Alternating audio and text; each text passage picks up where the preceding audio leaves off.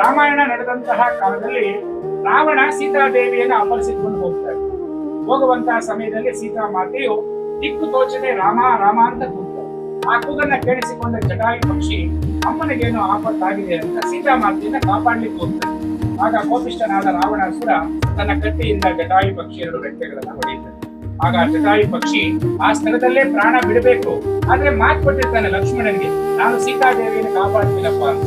ಆ ಮಾತಿಗೋಸ್ಕರ ಸಾವಿರಾರು ಕ್ಷೇತ್ರಗಳು ಹುಡುಕೊಂಡು ಬರ್ತಾನೆ.